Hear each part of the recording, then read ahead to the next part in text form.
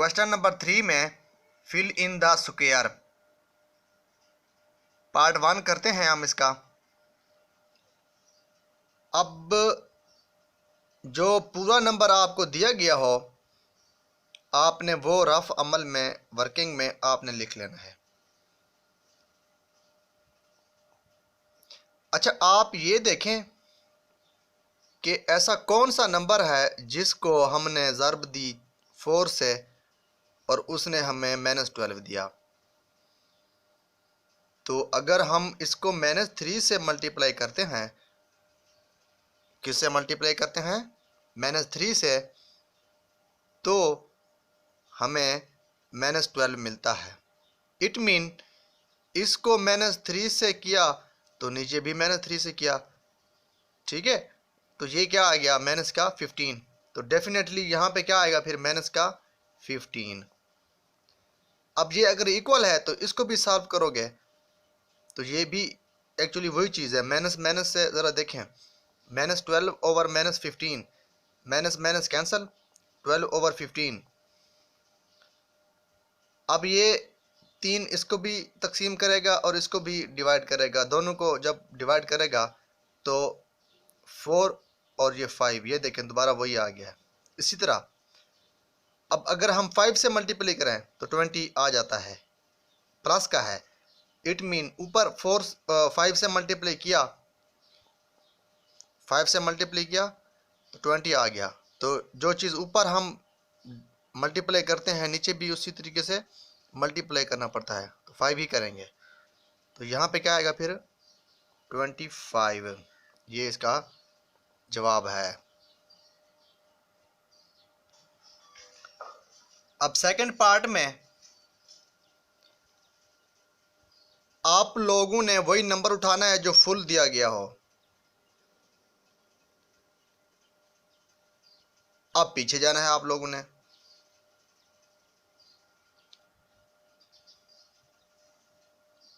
अब ये भी देखें 6 कैसे आया, सोचें ज़रा। अगर -3 को -2 से दें हम ज़र्ब माइनस माइनस प्लस, तो इस तरीके से हमें 6 मिल जाता है।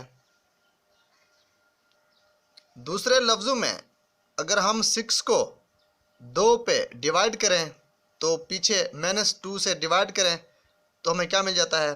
-3। इट मीन इसको 2 पे डिवाइड किया -2 पे तो -3 मिला। तो -16 को जब -2 से डिवाइड करेंगे, माइनस माइनस कैंसल, 8। तो यहाँ डेफिनेटली क्या आ जाएगा? 8। यहाँ 8 आ गया। अब आसान हो गया, ये लिखने से काम आसान हो गया। अब ये देखें इस चीज़ को क्या मल्टीप्लाई करवाएं कि 24 आ जाए। 8 3 24। इट मीन ऊपर भी वही चीज़ करनी पड़ेगी क्योंकि प्लस है, प्लस का 3 दिया ना मल्टीप्लाई। तो -3 3 माइनस का 9, तो ऊपर क्या आ गया? माइनस का 9। क्वेश्चन 4 में determine which of the two rational numbers is greater in each case. पहले पार्ट की हम बात करते हैं। अब हमने ये बताना है कि इन दो नंबरों में से जो कि P ओवर Q की शेप में हैं, मतलब दोनों क्या हैं? रेशनल नंबर हैं, ठीक है। अब कौन सा बड़ा है? ये सारे जब पार्ट करने हैं आपने देखना है कि नीचे जो डिनोमिनेटर है वो दोनों का सेम है। अगर नहीं है तो कैसे बनाएंगे वो हम दूसरे पार्ट में देख लेते हैं। अगर तो सेम है तो फिर आपने क्या करना है? -3 ऊपर वाला और 2, इनमें से कौन सा बड़ा नंबर है ये देखना है। अब जो पॉजिटिव का नंबर होता है वो अपने नेगेटिव वाले नंबर से चाहे कितना भी बड़ा क्यों ना हो वो हमेशा ग्रेटर होता है। तो 7 यहाँ भी हम कर सकते हैं और 7 हम यहाँ भी डिवाइड कर सकते हैं, कोई फ़र्क नहीं पड़ता दोनों तरफ करने से। इट मीन ये साइन कौन सा है? अब ये इस तरह का साइन, मतलब ये 2/7 क्या है, ग्रेटर है। तो इसके जब आप जवाब देंगे 2/7 इज ग्रेटर देन -3/7। एक तरीका ये है जवाब देने का। दूसरा तरीका ये है कि आपने लिखना है 2/7 ग्रेटर देन -3/7।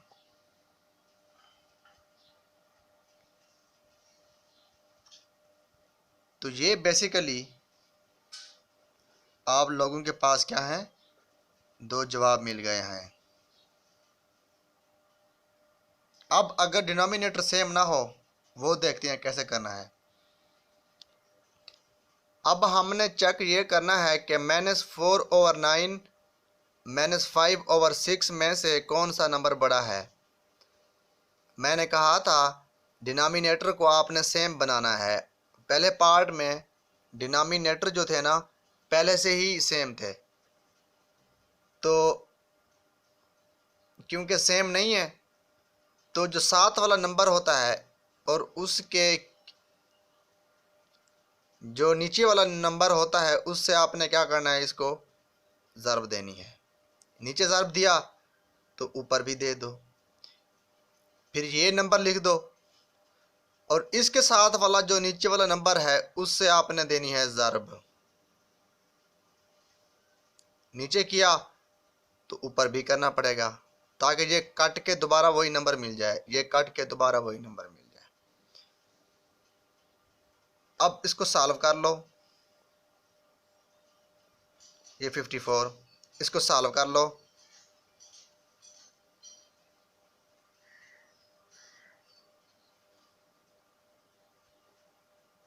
अब सेम बन गया, फिर ये नंबर उठा लो ऊपर वाले। अब इनमें से कौन सा बड़ा है। याद रखना, नेगेटिव में जो छोटा नंबर होता है वो बड़ा होता है। अगर दो नेगेटिव नंबर आ जाएं, जिस तरह ये है, तो जो नंबर छोटा होता है वो बड़ा होता है। इसी तरह -24 और -45 में से माइनस के 24 क्या है, बड़ा है।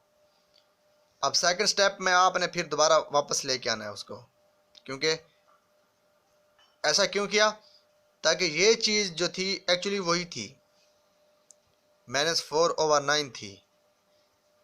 इसको वापस भी लेके जा सकते हैं हम वहाँ। तो ये ग्रेटर होगा किससे, -5/6 से। तो ये एक्चुअली पूरा एक पार्ट है कि आपने सॉल्व कैसे करना है। सो आपने लिखना है -4/9 इज ग्रेटर देन -5/6 है। यहाँ तक क्या होगा, आपका आंसर होगा।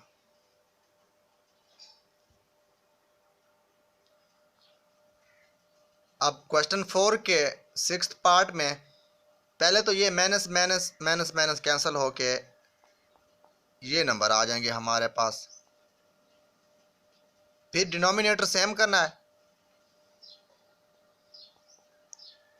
ज़र्ब देंगे 21 से ऊपर भी और नीचे भी। सेम करना है तो 7 वाले से ज़र्ब दे देंगे। सॉल्व कर लेंगे 3 6,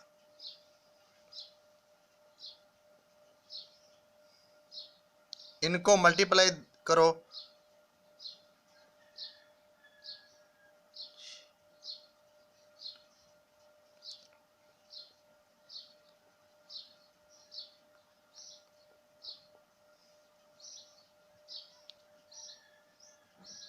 मतलब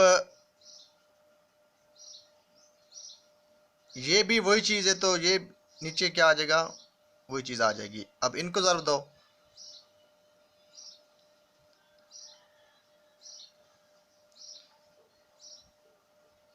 अब ऊपर देखो, इनको, इनमें से कौन सा बड़ा है? दोनों पॉजिटिव के हैं तो बड़ा बड़ा होता है, 65 बड़ा है।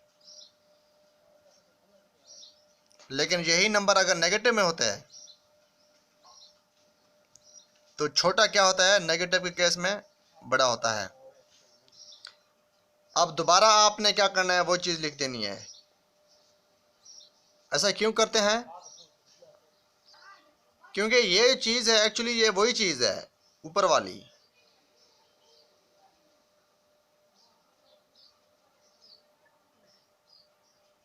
मतलब हम लिखेंगे सो इज ग्रेटर देन, क्योंकि ये क्या है, ये वाला नंबर ग्रेटर है।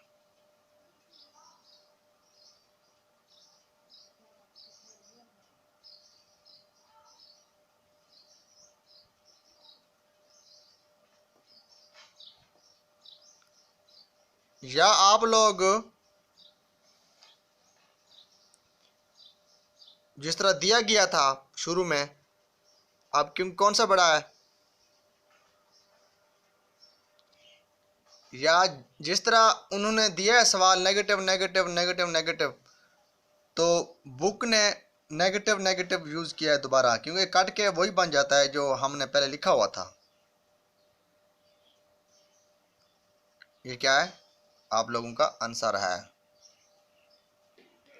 अब क्वेश्चन 5 में आप लोगों ने वैसे ही करना है जैसे फोर्थ में किया था, कौन सा बड़ा है और कौन सा छोटा है। बजाय स्टेटमेंट के लिखने से बेहतर है कि जो उसने बुक में दिया है आपने वही लिखना है। कहता है अगर नंबर इक्वल है तो इक्वल का साइन डालो, लेस देन है तो लेस देन का साइन यूज़ करो, ग्रेटर है तो ग्रेटर देन का सिंबल यूज़ करो। लेकिन आपको कंप्लीटली सॉल्व करना पड़ेगा, ऐसे आपको पहचान नहीं होगी, ठीक है ना। कैलकुलेटर के जरिए भी ये हम मालूम कर सकते हैं। सिंपली सॉल्व करो और जवाब दे दो।